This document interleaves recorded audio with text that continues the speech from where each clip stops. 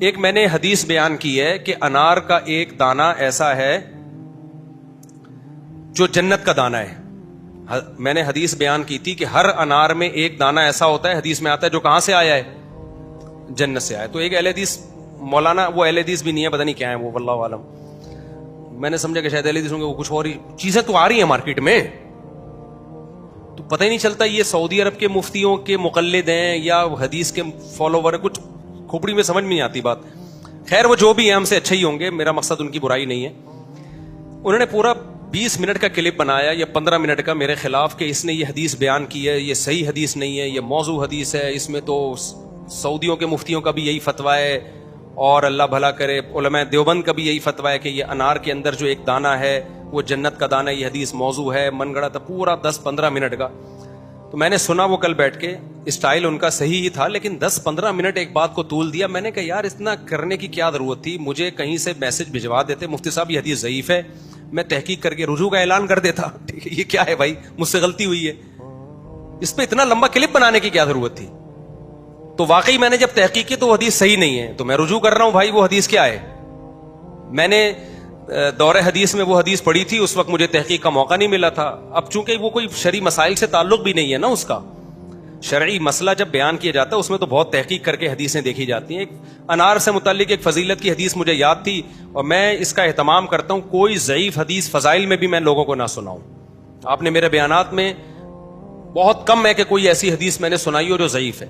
اور اگر پھر بھی انسان غلطی سے سنا دے تو اس کا طریقہ یہ ہے کہ آپ کسی ذریعے سے مجھے پیغام بھجوا دیں کہ بھئی یہ حدیث کیا ہے, ضعیف ہے, یا آپ 2 منٹ کا کلپ ریکارڈ کروا دیں میں مفتی صاحب نے حدیث بیان کی لیکن یہ ٹھیک نہیں ہے. جیسے کہ عرب علماء بھی ایسے ہی کرتے ہیں, اور ایسا ہوتا ہے, ہم تو اختلافی مسائل جب پڑھتے ہیں تو بہت دفعہ ایسا ہوتا ہے کہ فلاں جو حدیث بیان کر رہا ہے وہ ضعیف ہے. تو انہوں نے بیچاروں نے 10-15 منٹ اتنی لمبی بات کر لی. میں نے تو دیکھا نا, میرا عنوان تھا, میرا نام تھا, میں نے کہا دیکھوں کیا, تو مجھے اتنا غصہ ہے بھائی, ٹو دا پوائنٹ بات تو کریں نا, آگے ہے کیا, وہ کہ میں نے غلطی کیا کی, وہ آخر میں جا کے بتایا کہ جی یہ حدیث ضعیف ہے. تو اس لیے آئندہ کوئی بھی اہل حدیث ہو یا کوئی بھی دیوبندی ہو یا کوئی بھی بریلوی ہو یا کوئی بھی ہو, اگر میرے بیان میں کوئی غلطی آپ کو نظر آتی ہے تو اتنے لمبے چوڑے کلپ کے بجائے آپ 30 سیکنڈ کا کلپ بنا دیں, اس میں آپ بول دیں بھائی مفتی صاحب نے حدیث بیان کی یہ ٹھیک نہیں ہے, تو میں اعلان کر دوں گا شکریہ کے ساتھ کہ بھائی واقعی حدیث صحیح نہیں ہے, مجھ سے بیان کرنے میں کیا ہو گیا, مسٹیک ہو گیا. ہم نے کب دعویٰ کیا کہ ہم ایسے دودھ کے دلہے میں کہ ہم سے مسٹیک ہی نہیں ہو سکتی. تو ان کا بھی میں شکریہ کے ساتھ, جنہوں نے یہ کلپ ریکارڈ کروایا, ان کا شکریہ کہ انہوں نے میری غلطی پہ مجھے تنبیہ کی. تو واقعی یہ حدیث صحیح نہیں ہے, تو آئندہ میں نہیں بیان کروں گا, بات ختم ہو گئی, ٹھیک ہے نا. تو بات کو طول نہیں دینا چاہیے, میرا بیان کرنے کا مقصد یہ ہے کہ ذرا سی بات کو آپ رائی کا پہاڑ بنا دے, او اتنا لمبا چوڑا. پھر انہوں نے کہا کہ سارے علماء دیوبند ایسے ہی کر رہے ہوتے ہیں. بھائی سارے ایسے نہیں کر رہے ہوتے, جو کر رہے ہوتے ہیں ان کا بتا دو بھائی یہ صحیح حدیث نہیں ہے, یہ ضعیف حدیث ہے وغیرہ وغیرہ. تو اس لیے بات کو شارٹ کر کے کیا کریں, مختصر, تاکہ سننے میں بھی مزہ آئے. مجھے لوگ بھیج رہے ہوتے ہیں اتنے لمبے لمبے کلپ ہوتے ہیں, میں کہتا ہوں بھائی وہ ایک مزاحیہ آتا ہے, مزاحیہ پرینکر آتا ہے, میں نہیں دیکھتا پرینک وغیرہ, ٹائم ہی نہیں ہے, کبھی کبھار گزر جاتا ہے, تو پاس بڑے مزے کے ہوتے ہیں. تو میں گھر گیا تو گھر والوں نے مجھے بتایا کہ یہ بڑے ایک یوٹیوب پہ نا بڑا زبردست اس کا ایک پرینک ہے. وہ پرینک میں اس نے یہ دکھایا کہ اعلان ہو گیا مسجد میں فلاں کا انتقال ہو گیا ہے نا, حالانکہ ہوا نہیں تھا, وہ پرینک کیا اس نے. اب لوگ آ رہے ہیں, لوگ پوچھ رہے ہیں جی وہ مرحوم کیسے مرے. اب میں آج کے کلپ کے حساب سے بتا رہا ہوں کہ جو کلپ بازیاں کرتے ہیں نا, ٹو دا پوائنٹ بات کم ہوتی ہے, اس میں طول بہت دے دیتے ہیں. تو اس نے بتایا کہ جی وہ ایسے ہوا تھا کہ وہ مرحوم جو ایسے مرے کہ وہ ہوا یہ تھا کہ صبح صبح نکلے, بائک پہ بیٹھے, اب وہ کان لگا کے سن رہے ہیں نا, وہ بائک پہ بیٹھے تھے تو سامنے سے ایک بہت بڑا ٹرک آیا. اب مجھے پورے الفاظ یاد نہیں ہے, میں تو اپنے الفاظ میں, تو یہ کہ اسے ٹرک سے ٹکر ہوگی, کہہ رہے نہیں, ہوا یہ کہ وہ ٹرک اتنی سپیڈ کے ساتھ آیا اور زوں کرتا ہوا گزر گیا. تو کیا مطلب نہیں مرے وہ؟ نہیں, ابھی نہیں مرے, آگے بتا رہا ہوں. اچھا پھر کیا ہوا, جو مرے کیسے, کہہ رہے ہیں پھر وہ گزر گیا, وہ اس سے کچھ نہیں ہوا ان کو نا. اب کیا ہوا جی, پھر یہ گئے, تو یہ گھر گئے, کسی نے لسی بنا کے ان کو دی, تو لسی میں میٹھا زیادہ تھا یا کیا تھا, وہ پی کے یہ سو گئے.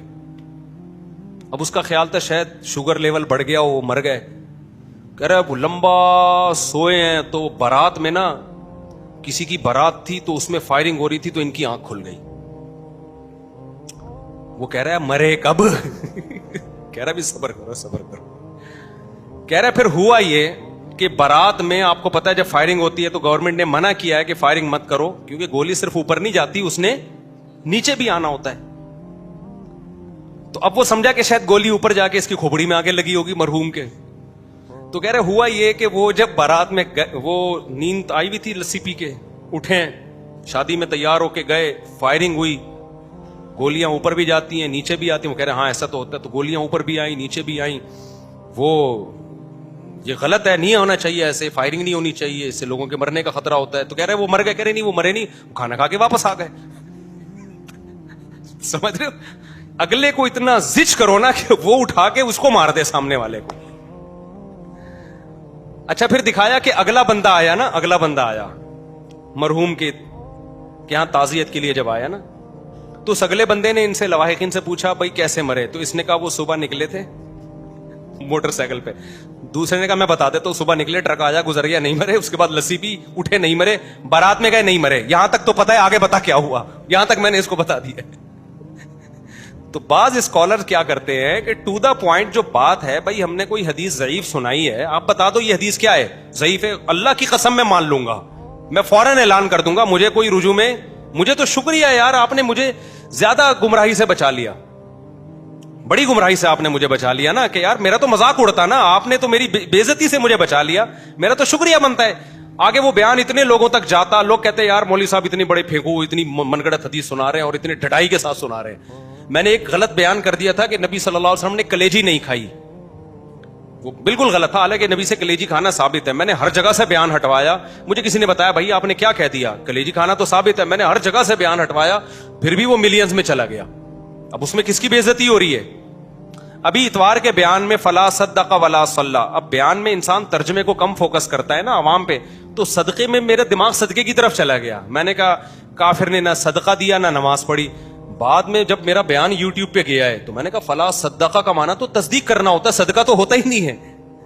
کتنی بڑا بلنڈر ہوا مجھ سے, صدقہ یصدق تصدیقاً ہے نا, یہ تو وہ گرامر ہے جو ہم بچوں کو 2 3 6 سال ہم نے پڑھائی ہے. تو میں نے کہا کتنا برا امیج جائے گا یار, فلا صدقہ کا ترجمہ میں کر رہا ہوں, صدقہ نہیں کیا. تو میں نے فوراً وہ احمد بھائی کو فون کیا, بھائی یہ ہٹا یار, یہ تو میری ٹھیک ٹھاک بے عزتی ہو رہی ہے کہ صدقہ کا میں نے ترجمہ غلط کر دیا, تو ہٹاؤ بھائی.